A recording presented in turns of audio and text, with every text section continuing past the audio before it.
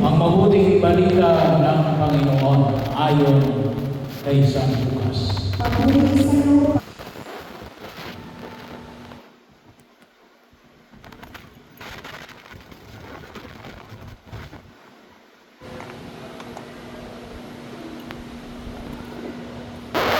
Noong panahon yun, iniutos ng Emperador Augusto na magpadala ang lahat ng nasasakupan ng imperyo sa Roma.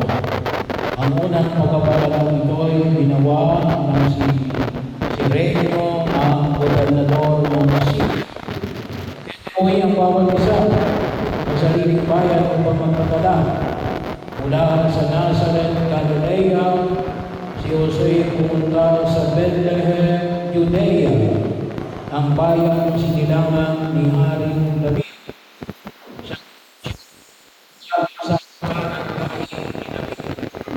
Kasama niyang umuwi upang magpadala rin si Maria, na kanyang magiging asawa na nooy kagampang.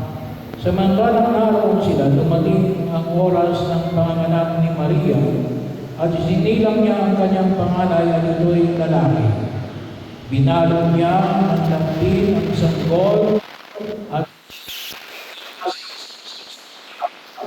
sabagat wala ng lugar para sa kanila sa bahay matuluyan. Sa lupain tingyawan ay may mga pastor na nasa parang nagpupuyat sa pagmamatay ng kanilang mga lupa. Biglang lumitaw sa harapan nila sa anghel ng Panginoon.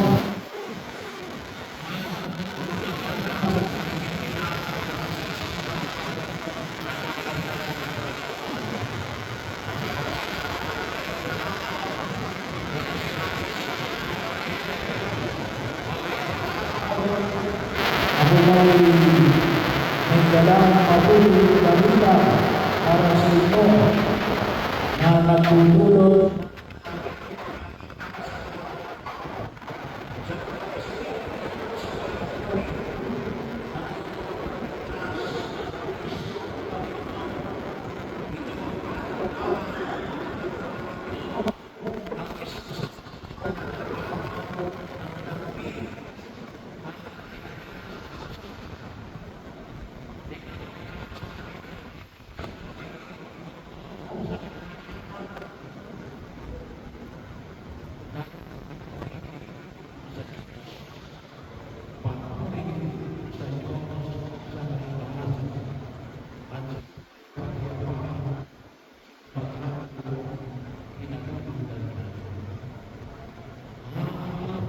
balita ng Panginoon.